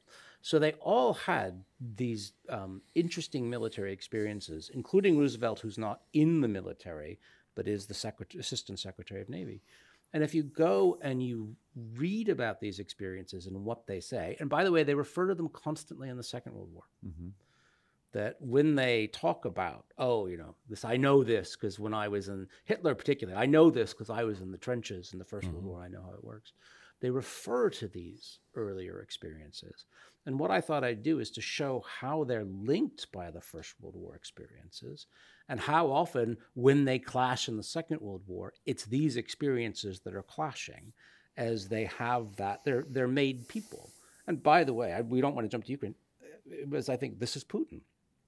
Putin's a KGB colonel at the end of the World War. So what he gets in his mind, I mean, comparing to Churchill or First World War experiences or, Hitler's as well. So what you think, what he gets in his mind, I mean, Putin? And Putin is, I think, trying to remake the Soviet Union. He is trying to recreate the power of his younger period. So how about the European strategists or, elites right now? What we SOS as a European strategy can think is, what do we have in our minds? Cold War? Yes. What kind of, the intellectual point of departure for us is World War II or Cold War? This is going to probably make some people upset, but Europe doesn't have a strategic culture because it outsourced it to the USA. That there was a decision when the US stays on the continent after the Second World War, NATO is set up. In many ways, strategic thinking becomes a muscle that's not used in Europe by the leadership. The leadership doesn't, they have an idea of ever closer union, trying to set up a European Union, and that becomes you might say, a replacement for strategic thinking. But there was Warsaw Pact and NATO. There was a Cold War time. Who's dominating NATO? It's basically dominated by US thinking. And at no point has there been a European officer actually in charge of European security. It's always been an American as supreme commander of NATO. So a European has never actually taken supreme command for European security. And I would argue that has absolutely caused a weakness. Ed Stringer and I just wrote that article in Foreign Affairs. Europe now has to develop a muscle it has not used for decades. So we will suggest to look at Phil's article in Foreign Affairs, in which he describes what Europe should do in case of American withdrawal from its commitment to provide security in Europe. And there is also important place of Poland in this article. We'll come back to this as well. But let me ask a question about the war in Ukraine. Because you are part of the kind of the analytical team assessing the U.S. policy towards this war, and the report was launched by Center for Strategic International Studies. You are part of this team with Elliot Cohen, our good friends there. So. My question to you is how this war changed the global landscape, strategic landscape. That's the kind of the first question. Then would be others, how we should adapt to this change. But, how you describe this change? I would say it has ended the post-1945 consensus, even that existed in the Cold War. What is gone is the idea that people will respect borders, that they will not go to war in Europe to change compositions of states, that there is some kind of rules-based order. I think that we have to say is gone now, because Putin certainly is not respecting that. What Russia's trying to do is to simply remake its border. It's ending the post-1945 consensus. So I think that's profound. But we are defending this consensus. by nature. You're not in Ukraine, you're not defending it. Yeah. I mean, you hope Ukraine survives, and you're helping Ukraine. It's a Polish national interest. But you are not defending Ukraine. Okay, defending is a kinetic activity. You are War is war. War is war. So I do think Europeans are partly congratulating themselves for doing something they're not doing, and I think that also needs to be made clear. They are providing support to Ukraine. They are not defending. I was in Ukraine just the other day. Missiles come over, aircraft come over. Europeans aren't shooting them down. Ukrainians are defending Ukraine with some help. And I know it might sound like an odd distinction, but I think that needs to be said. So, and from what we can tell, we don't know what Europe would do if the United States pulls out. Would they let Ukraine fall? Yeah, that question still might be faced. So I think Europeans would like the post-1945 world to continue, but they are not yet actually doing enough to make sure that it will. Well, before we go to instrumentarium in war, I will stop for a second for revise the strategical objectives of Russia and Ukraine, just to understand how good we are in the supporting of Ukraine in achieving the ones. For Russia, is still, I think, the same. So vassalization of Ukraine, many leadership, and to be subordinated to the Russia is absolutely crucial. Number one, and this is no question about the changing at all. Yeah. And the second, of course, would be keeping the territory. They gain Luhansk, Donetsk, maybe some other pieces of territory of Ukraine. And the other side for Ukraine, which will be maybe a little bit controversial as well, but the fighting back terrain is not objective number one, in my opinion, for Ukraine. But the most important is the keeping sovereignty, even if there's 60 or 17% of territory, but still as an idea. And one of the conditions to keep sovereignty in a certain period of time will be joining NATO and European Union, and then as a first condition. Yep. So if you, from your last visit in Kiev, what the Russia is doing right now to achieve the objective number one, and what should we do as a West, as a NATO, as a Western civilization, as a Eastern flank, Poland, whatever, to support Ukraine to achieve the two strategical objectives? Well, I'm not a Russian expert, but I'll say, talking to and doing naturally Russophobic polls. Yeah, but also it seems to me Russia with Ukraine and Russia without Ukraine is a totally different power, which, by the way, has been recognized for centuries by the Russians. Yeah. If they don't have Ukraine, they're sort of a mid-ranking European power, not particularly strong, actually. So why we are surprised not knowing this one? Because I think Europeans had just assumed the world was pretty stable, and that no one would really overturn a happy, prosperous Europe. And if happens, Americans will be there. If it happened, Americans would be there. And I just think they had stopped thinking about these things. They'd stopped planning for these things. And so that's why they're shocked, why the Germans, after 2014, start setting up even closer economic relationships with Russia, is because they can't imagine. So do you think the objective number one, vassalization of Ukraine, is achievable for Russia today? I don't personally, because I think the Russian military has been so badly mauled.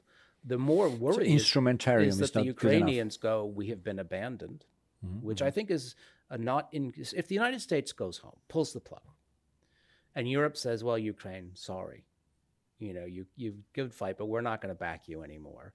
The Ukrainians might just go, we've been abandoned. You're not giving us anything. You haven't given us NATO membership. You haven't given us EU membership.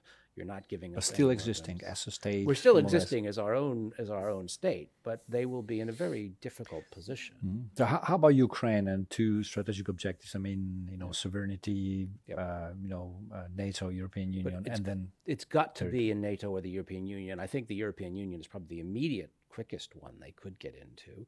The United States might drag its feet, or Germany might drag its feet on NATO. I think it should go into both. But entry into at least one of those is a mandatory step for stability in Europe. I think as long as Ukraine is not in either of those institutions, then it is under constant threat of trying to be incorporated back into a Russia or a greater Russia. I do think the Russian military will find that very hard to do right now because it has been so badly mauled. But that doesn't mean they can't get a big chunk now, rebuild, and then come back. But during our discussion you mentioned, which I totally agree, is another measurement of the strategy, which is time factor, because everything depends on what we think about 1 year, 2, 5, or 10 years, and the Russian. If we keep the situation as it is right now, so what's your vision about the timeline? In terms of achieving objectives by Russia or achieving objectives by Ukraine, strategic objectives. Yeah, I mean, the Russian objectives are probably to try to grab as much territory as they can in the short term, on the assumption the U.S. goes for Trump. Yeah, then they can take everything they can possibly take, have a ceasefire at that point, and then rebuild. I agree that for the Russians and for Putin, they believe that time is on their side. Yep. They could, run this war as long as they could, and sooner or later, the West, the Americans, would pull out. Yep. So that's the kind of the strategic assumption that they have. The second thing I believe is that is how the White House, so the Biden administration, or the Trump people get Ukrainians wrong, is that if they stop arming Ukrainians, the war would end. Mm-hmm. I agree. It won't, in my view. Of course, the forms of this war may change, because the Ukrainians defending themselves would simply be in the position to recalibrate the way how they fought the war. Probably the war would change in character. So now we have kind of the classical struggle between two armies. If they would be they found themselves cut from the support, they will become asymmetrical simply. So the ways how the Ukrainians would fight the war will be different. But my question to you, because coming back to the report, you co-author, because you assessed together with your team Americans' approach to this war. What actually went wrong in your view? Because I think that we share with Rajmund the assumption that had the Biden administration decided to clearly state that the aim of the administration is Ukraine's winning the war, we would be in a completely different situation now. Yeah, there's so many questions. There's about 4 questions there. Let's start with the question of what the U.S. sort of has or had done. And this is, by the way, the biggest thing I've gotten wrong in this war is I thought the United States would have understood this was an opportunity to actually change to provide a stable Europe. I mean, if you get Ukraine, a victorious Ukraine in Europe, in NATO, you have European stability, you have European security done. I thought they understood it, but they don't. They don't want to actually defeat Russia, I think, full-scale defeat. So that is a problem of the American mindset. They are afraid not only of escalation, they're afraid of escalation by Russia, but they're also afraid of Russian collapse. So they don't want Russia defeated as fully as I think they should, so they've wasted that opportunity. Why have they done that? I think this then ties in with your question of the analysis, that they still really don't, I think, understand what the Russian military is. If you were looking at what American analysts were saying before February 24th, the Russian army was amazing. Okay? It wasn't just good. It was basically a version of the U.S. military. They even New generation warfare. Yeah, shock and awe. Shock and awe. We would do shock and awe. The Russians, and in some ways, it was better than the U.S. military. Doctrinally, quite sophisticated. Best electronic warfare in the world. Crimea was also, supporting. I mean, performance of Russian effectiveness of Crimea was, But that was a limited war, simply. Yeah. But anyway, but they had basically bought this idea that Russia was a great power with a great military. And it was such a fundamental mistake. I don't think anyone has properly faced it. I mean, it's like if you say something is entirely white and it turns out to be entirely black, you can't really say, oh my God, I got everything wrong. And they got everything wrong in the Russian military. And this seems to have extended inside the government as well. That you have to then have a root and branch look at what you were thinking and why you were thinking. And so much of the failure in U.S. policy is still governed, I would think, by a lot of the same kind of assessments. They really, the Russian army is going to get better, it's going to get better, it's going to get more powerful. It can be defeated. The Russian military would be defeated by NATO in... If it takes 2.5 years, small Ukraine is, still fighting with a big Russian army. It would be defeated by NATO in a matter of days, weeks. I think defeat Russia on the battlefield is one thing. Yeah. To defeat Russia, we have to break the will behind, using a military instrument for political purposes. Yep.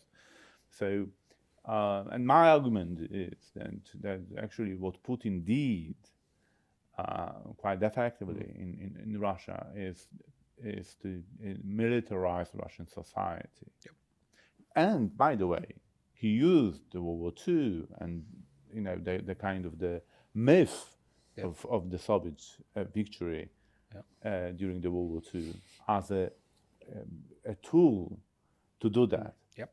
So all these celebrations of the great victories, all these parades on the Red Square, serve exactly this purpose. So, to win this war, we have to do something with this, myth of World War II, myth that Russia is unbeatable. Yep. There's, the support of the Russians for this war. Actually, so there is a mental element into this story we have to deal with. Not only military power on the battlefield, we have to psychologically fight this war as well. Entirely agree. We have to say and understand this war can be won for you. Ukraine can win this war. It's a question of arming Ukraine properly and letting it fight the war. Effectively. That's not actually the issue. It's whether we can get to the point where we mentally accept that Russia needs to be defeated. But I got one common observation, because you said, especially 2003 is a good example. The defeating army and winning war, two different things. So the 2003, the Iraqi army was completely destroyed. It was shock and awe implementation in absolutely perfect way. 100 hours, like first Gulf War, and then shock and awe. So the war was or the battle was over, but then is the next phase. So if we're going with this analogy to Ukraine, beating the Russian army is one thing, but winning war is another one. So what I heard is very dangerous word, what I heard a couple of times in the Trump's speeches about ending up the war in Ukraine, was description. He said neutrality of Ukraine, which is not necessarily winning war. So what does it mean? Well, victory to me is very clear. And actually, the Iraqi one doesn't work because it's not taking over. It's Ukraine getting its own territory back and joining NATO. That doesn't give Russia any option. Yeah. I mean, if Ukraine's in NATO, like Finland's in NATO, like Poland's in NATO, like the Baltics are in NATO, then Russia can either attack the whole thing or not. Or any kind of guarantees. Yeah, so it's not going in. Ukraine doesn't want an inch of Russian soil.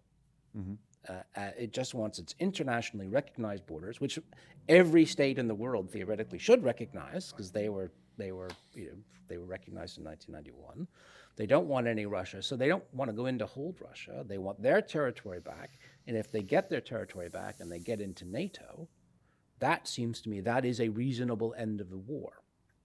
Then that's something that can be. So neutrality doesn't work. No, neutrality is a temporary truce till you go back to war. Yeah, because we give given time and initiative for Russians historically. That's why J.D. Vance. I think that's why I'm very worried about Trump. Is I think what they're doing is giving Putin the best possible situation, give him the territory now, have a quote unquote neutral Ukraine and then come back. But I'm equally worried by what we have been hearing from Trump people. But I would say that similar things we have been hearing from the Biden's administration representatives. Some kind of the middleman operating between Moscow, Istanbul, Washington D.C. I don't know where. They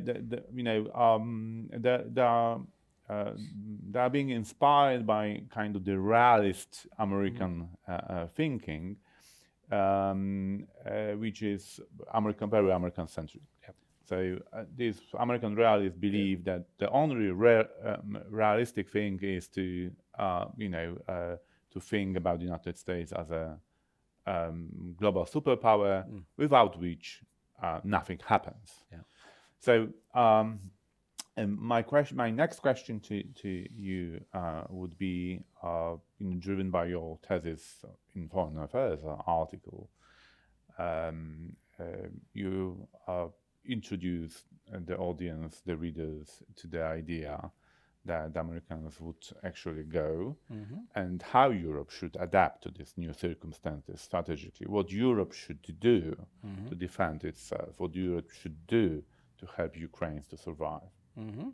Well, I mean, to build on that, the Biden administration is the second worst administration we could have. The only thing is the other one would be worse, and that's Trump. I mean, I think the Biden administration... And the good news for today. Yeah, I mean, it's not like the Biden administration has been great on Ukraine. It hasn't been. And that's the tragedy of the United States right now, is that it has a bad or a worse choice, I would say, from a European perspective on its policy.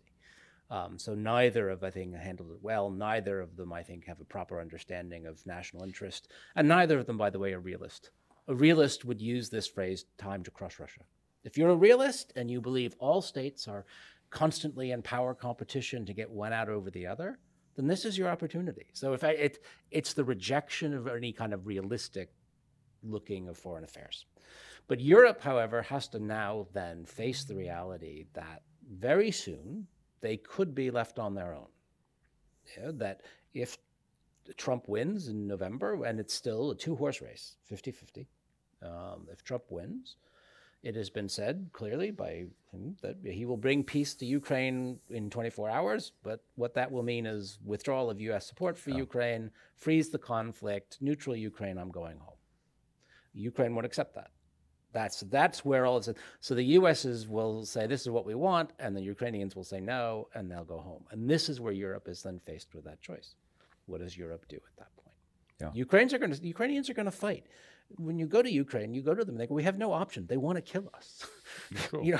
If the U.S. doesn't want to help us, it's not going to change all it's going to do is make them want to kill us more. So strategic objectives will be unchangeable. It's just only tools, instrumentarium, ways, and And this is where a country like Poland becomes central to the European response. That Europe will probably divide between those who will want to force a peace deal on Ukraine and those who actually say we need to help Ukraine to do better, to fight back. So I agree that Europe probably would be divided by the kind of the German-led club. Yeah. And here is a kind of the empty space. Yep. Who is going to lead another camp? Can the United Kingdom do that? Well, I don't think that we talk about that in the article, that the natural leaders in some ways historically would be Britain or France, but they both have issues now with being in that leadership role. Britain's not in the European Union, and then it is therefore very hard. Two nuclear states, just to mention. They're the two nuclear states. And by the way, they would be very important. Yep.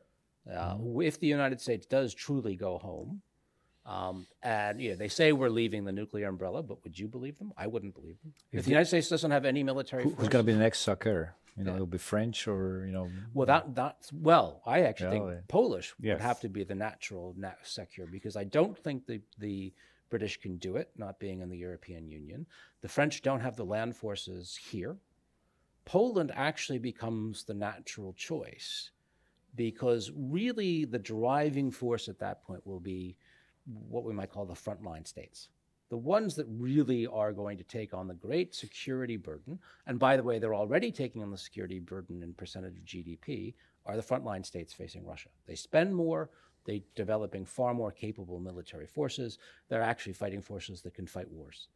I think it's questionable to what degree certain states in Western Europe could fight wars, but the frontline states could. Therefore, and that was, by the way, why the United States always got secure, because the United States could always fight the war. So you need to have a state that can fight the war, be your supreme commander in Europe. But interesting is the next Secretary General is from Netherlands, which spends even not 2% GDP, which is this is the muscle you mentioned, which was not exercised properly for a couple of decades. That's why the Europeans have been given the political job, but not the supreme. Well, Sławek, Poland was mentioned here, which is interesting. We're sitting in Warsaw. Listen to your extremely important and interesting comments. We also spend hours and hours preparing programs for society about the changing strategic culture or strategy itself.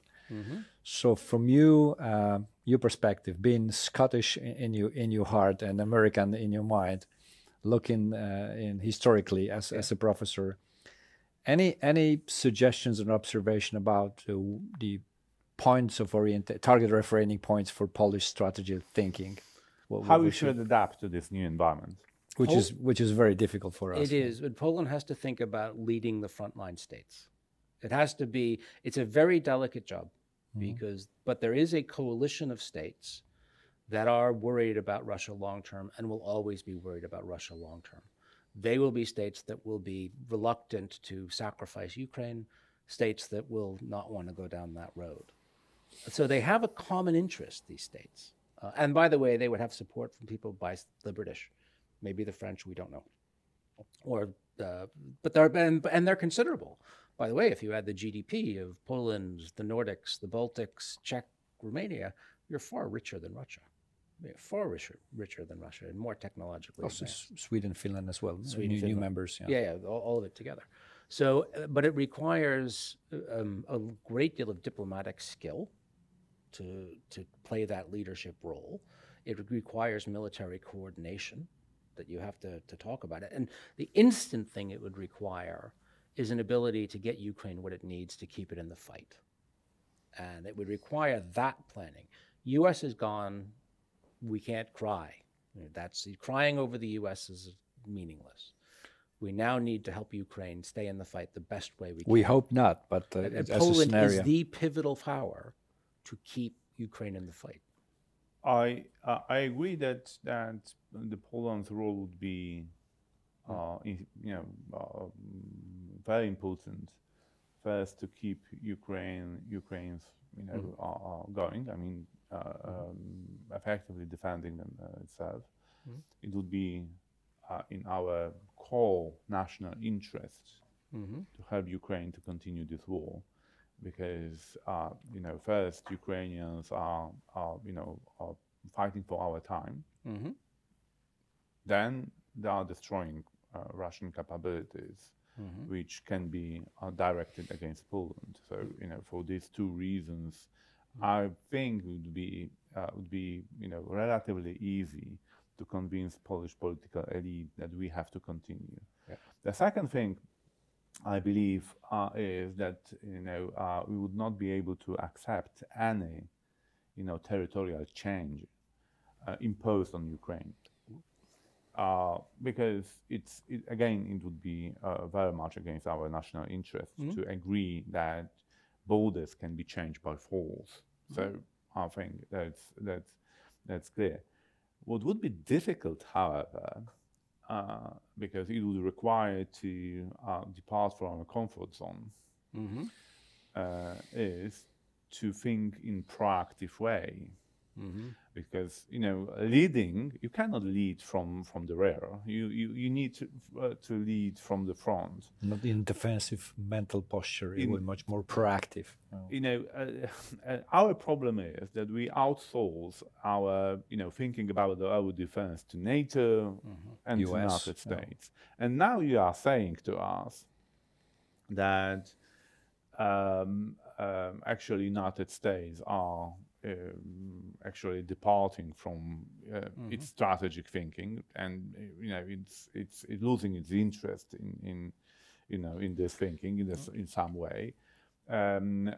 Definitely, it's losing its will to be engaged in defending world order.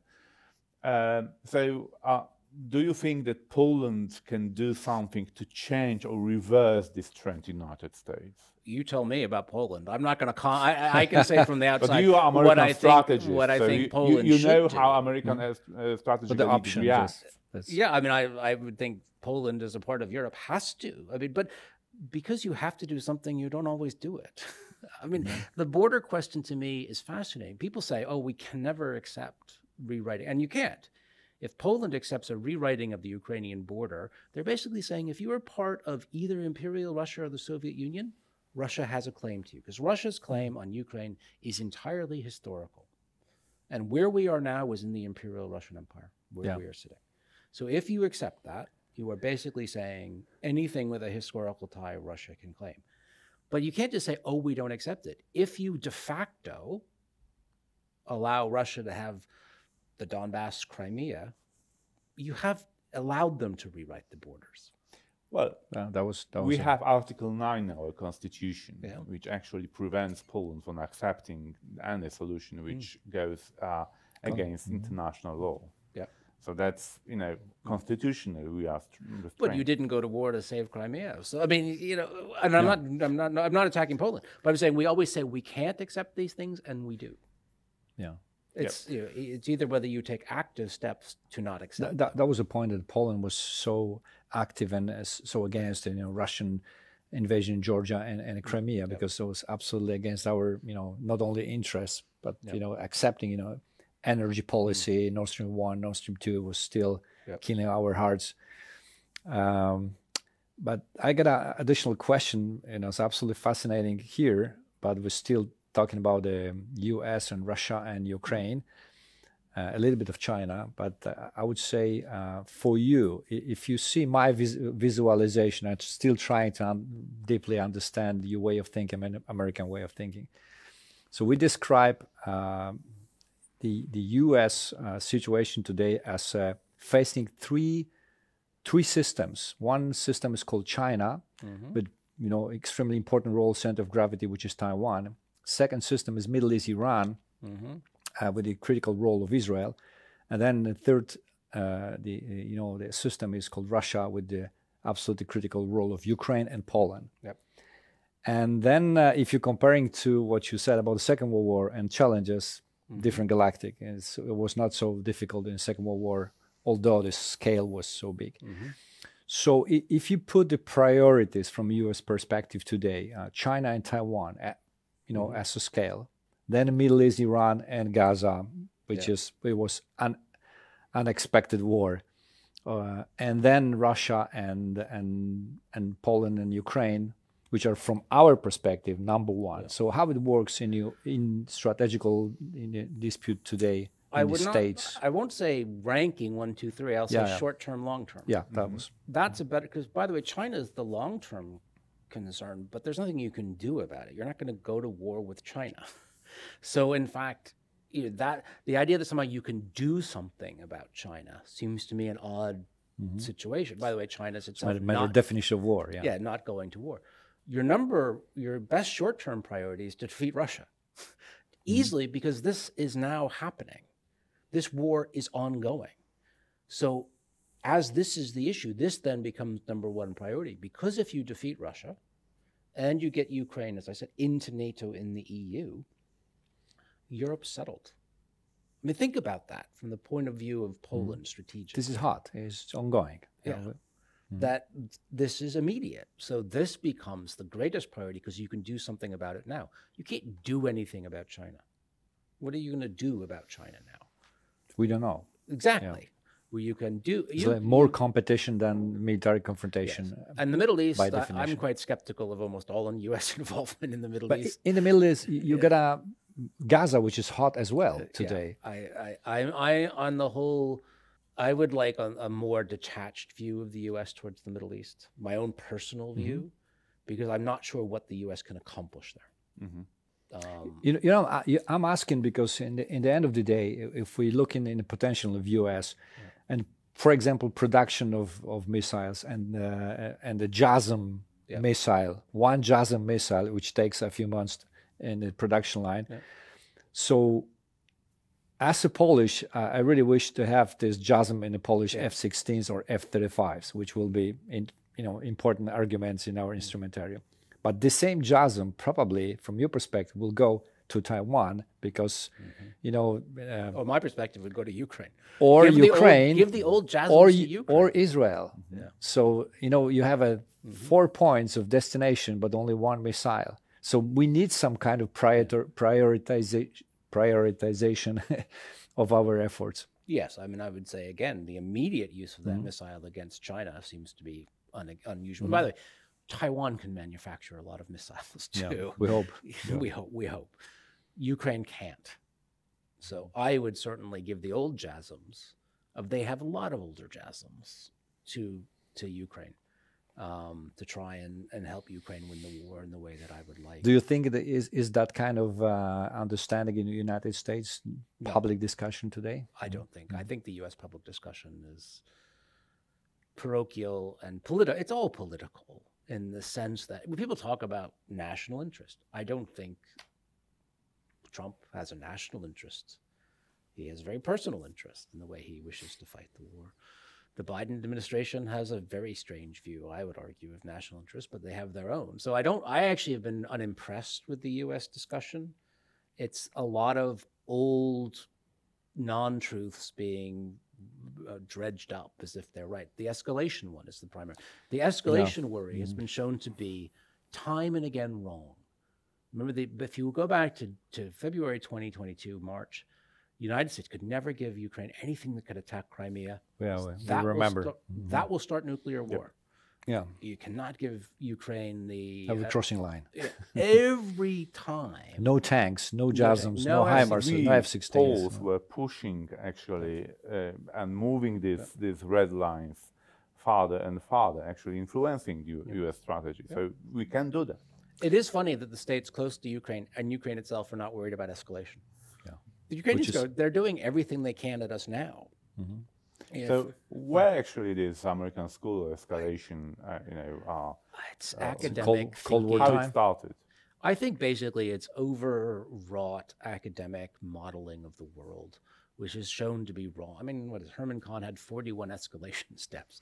As if a state has 41 steps of any kind of process that it can follow in that way. So basically, they assumed this is what worked. And even though the model has been shown to be wrong, there's a deep inability to admit that the entire intellectual construct by which they set up relationships between nuclear states is wrong. Because that means they are failures. But I think that has to be faced head on. It's interesting, the word of escalation, which is naturally, important and the kind of social vibrations. But we cross a lot of red lines. I mean, first day, starting opening the borders, 8 million Ukrainians crossed the border to Poland. And then was a no tanks issue, no Western tanks, no Leopards, no MiG-29s, no HIMARSs, no Patriots, no F-16s. So don't invade Russia. Don't invade Kursk. So maybe it's a kind of exercise the muscle you mentioned. Yep. So how about, which was mentioned by us in one of the last programs, about supporting Ukraine achieving strategic objectives by shutting down the aircrafts, missiles, and drones over the Ukraine. Technically, it's for debate from a territory of Poland, or which is first is a strategical question. Yep. So are we going, willing, and then we go to the legal aspects, constitution, airspace coordination, all of the things. But maybe let's just for intellectual exercise, maybe there will be exercising the muscle you mentioned and considering strongly, and maybe again Poland as a leading eastern flank country, pivotal power, we should challenged our Western friends to think and consider at least. By the way, it wouldn't be illegal to try and shoot down a Russian missile close to the Polish border that's heading in the wrong direction either. Yeah. State has ability to defend itself, not just the airspace. So you could definitely send in a zone X number of miles into Ukraine and say that's a one. But we are now at the point where NATO states are escorting. That's it. Escorting Russian armed attack vehicles through their own airspace and back into Ukraine. That seems to me something very weird has happened. It's the lack of strategic thinking in Europe, when basically you're we'll shoot it down, not even if it's over our airspace, but only maybe if we think it's going to head down and hit something. Otherwise, we'll help it get back into Ukraine. But if Americans say we don't care anymore, Yep. Kind of the natural instinct of the Europeans to look at what Americans are doing, what Americans would react, what Americans think, I think that could end. Yep. We would be, of course, in so-called uncharted waters, Yep. but definitely the environment could force us to change our thinking, go out of the comfort zone, and actually act much more proactively. Would the United States be happy about that? Who cares? Who cares? I mean, if the United States has gone home, really, why do you need American approval to defend yourselves? But I mean, that's the odd thing about this idea about how Europe has outsourced its thinking. Even then, without the U.S., it's going, oh my God, what does the U.S. think? Would the U.S. say that about you? Say Europe no longer pledged to fight for the United States. Would the United States go, oh, what we're going to do, and what would the Europeans think?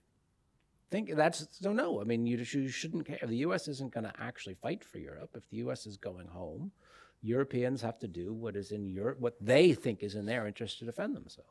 But I think, agreeing with you, I think that those who are proponents of, American withdrawal would be surprised how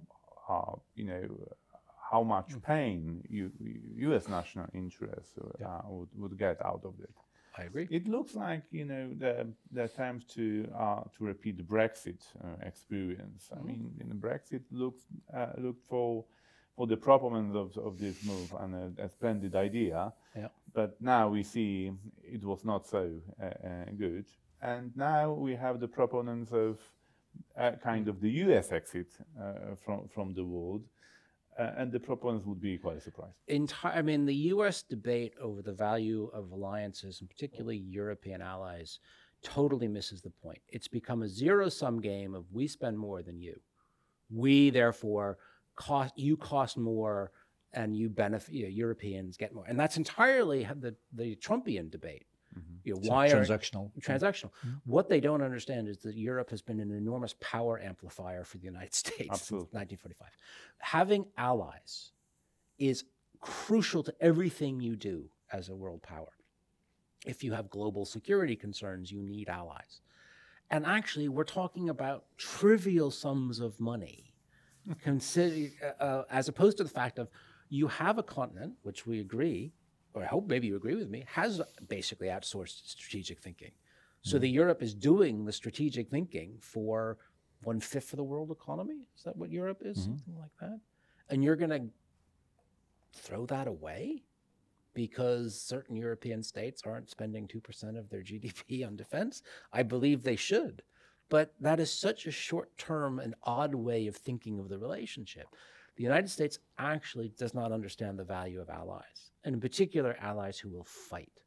This is something where I think people who talk about power talk about great powers. And the problem with great powers is no power is great on its own. It's usually great as part of a coalition that it has. And having allies who will fight is hugely important, as opposed to allies you have to support. Europeans can fight. And the United States potential. It has potential. The United States will basically be walking away from its single greatest support system in the world. It just shows how deeply flawed the U.S. foreign policy debate is, that this is now even being considered. Phil, that's, I think, a wonderful thought to start our conversation. Wonderful. Okay. That was wonderful. A lot of inspirations. Okay. I think that we need to this kind of incentive for thinking on our own national interest and the way how we should adapt to this new coming world. Thank you very much for being with us. We have a lot of questions, but not necessarily all of the answers. But we can promise that if there is an opportunity, the field is not the last time in the show. Thank you very much. So my last inspiration was when I realized you're Scottish. I love the Marillion, which is British group, but having Scottish singer Fish, and one of the songs is called White Russian, and the most frequently used phrase is "Where do we go from here?" So you put some of the questions about where do we go from here, but not necessarily answers. No answers. So we have a huge appetite to have you again and keep in touch and maybe we will find the answer. Where do we go from here? Thank you very much. Thank you for having me. Thank you. Fascynująca rozmowa z profesorem O'Brienem. Phil rzeczywiście dostarczył nam wielu inspirujących wrażeń. Typowy naukowiec, typowy profesor, ale też człowiek świetnie zorientowany i autor doskonałej książki. Mieliśmy ją ze sobą. To jest jego najnowsza książka, The Strategist. How War Made Them and How They Made War. Nie tylko dobra książka, ale też wpisująca się w serię naszych programów o strategicznych przywódcach, tak? Bo tutaj poświęcił uwagę aż 5, scharakteryzował ich, przedstawił ich w tym kontekście historycznym. No, część bardzo kontrowersyjna, jest tutaj Józef Stalin, jest tutaj Adolf Hitler, no ale też są inni. Sławek, jak myślisz? Znaczy, to jest, ja z Philem lubię Phila czytać. No, widać, że lubimy z nim rozmawiać, bo to są rzeczywiście fascynujące rozmowy. Ale dlaczego? Dlatego, że nie zadawala się utartymi, schematycznymi, przyjętymi w literaturze wyjaśnieniami. Jest strategiem, a więc musi się zajmować trochę historią. Pyta w tej książce, jak to się stało, że w tym na przestrzeni tych 5 lat II wojny światowej mieliśmy do czynienia z kumulacją wybitnych strategicznych umysłów. I też mówi o tym, że mamy taki troszeczkę deficyt i nawet podaje pewne tutaj recepty, że dzisiaj takiego kalibru przywódców nie ma, no i coś z tym trzeba zrobić.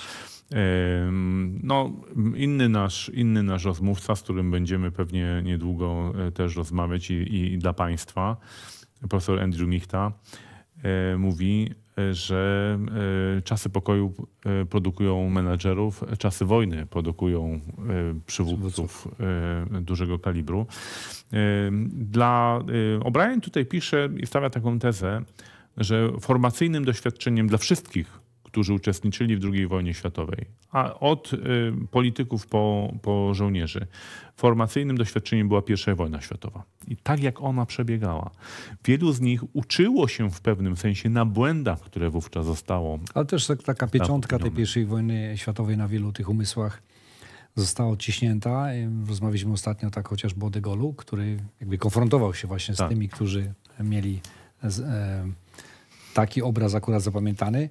Ciekawe dzisiaj w 2024 roku, bo jesteśmy po bardzo wielu wydarzeniach, a niektóre są jeszcze niezakończone, jakiego rodzaju piętno to odciśnie na tych przyszłych przywódcach. Mówię tutaj o wojnie rosyjsko-ukraińskiej, ale również o sytuacji na Bliskim Wschodzie, czy ciągle tam na dalekim... To jest bardzo dobre pytanie. Pewnie warto się nad tym zastanowić w przyszłości, jak to może wyglądać. Wydaje mi się, że na Ukrainie będziemy mieli do czynienia w pewnym sensie z nową epoką myślenia strategicznego. No nie chcę generalizować, tak? Ale Ukraina nie wykształciła do tej pory wybitnych strategów. to jest państwo młode, a jednak bez tego rozumienia interesu państwa, bez konieczności jego obrony, bez takiej refleksji, jak to skutecznie zrobić, bez fatalnych doświadczeń, bo przecież nasza myśl strategiczna zrodziła się, czy zaczęła się rodzić wówczas, kiedy utraciliśmy państwo. Więc wolelibyśmy już takich, że tak powiem, cykli nie przerabiać, to jakby też nakłada nas jeszcze większe zobowiązanie, bo jednak my mamy i doświadczenia historyczne, ale też i kilku przywódców takich, którzy pokazali, że ta ziemia wydaje wielkich przywódców na trudne czasy i mamy nadzieję, że tak się też stanie. Cieszy mnie również to, że Państwu się podobał program ostatnio dotyczący również przywództwa, bo wiem, że kilka było bardzo pozytywnych komentarzy, za które oczywiście jak zawsze serdecznie dziękujemy. Inspirujące i nas i zachęcające do dalszej pracy. I proszę nie krytykować nauczycieli historii, dlatego że nasza perspektywa jest inna. Nauczyciele historii przygotowują młodzież do egzaminów. Tak jest. Trzeba najpierw to jakby te dyski zapełnić, a co z tą wiedzą na tych dyskach potem się będzie dziać, to już kwestia Natomiast doświadczeń. Oczywiście młodzież zapraszamy do naszych podróży intelektualnych w czasie i w przestrzeni, bo wyprawy i Aleksandra Wielkiego Macedońskiego i Hannibala to są ogromne przestrzenie. Tak, mamy tutaj kilku jeszcze na liście, których byśmy chcieli omówić, to też są niezwykłe postaci. Szanowni Państwo, bardzo serdecznie dziękujemy. W tym programie próbowaliśmy dokonać pewnego eksperymentu, ponieważ część z Państwa woli, gdy do tych anglojęzycznych fragmentów, cytatów, które wykorzystujemy, podkładamy głos lektora. Inni Państwa wprost przeciwnie, chcą słyszeć, cieszyć się naturalną wypowiedzią. Więc w tym razem postanowiliśmy zrobić tekst pod tymi wystąpieniami, zarówno wystąpieniami polityków, jak i pod naszym wywiadem. Czekamy na opinię, co Państwo wolą, czy właśnie tekst, czy może głos lektora, co jest dla Państwa lepsze, jak Państwo słuchają, który z tych technicznych rozwiązań sprzyja odbiorowi naszego programu, a ponieważ czasy są trudne, to dlatego robimy Ground Zero. Zapraszamy na kolejne odcinki. Zapraszamy. Serdecznie dziękujemy za uwagę. Dziękujemy.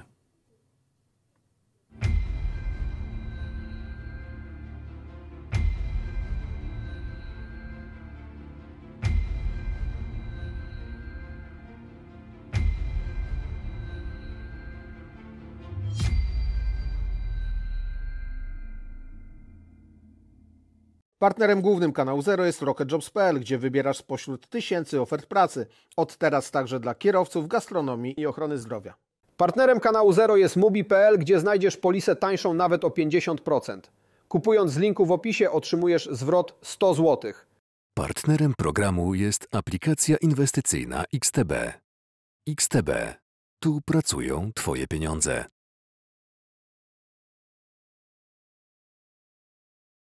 Kliknij w jeden z polecanych filmów, aby obejrzeć najlepsze produkcje kanału Zero.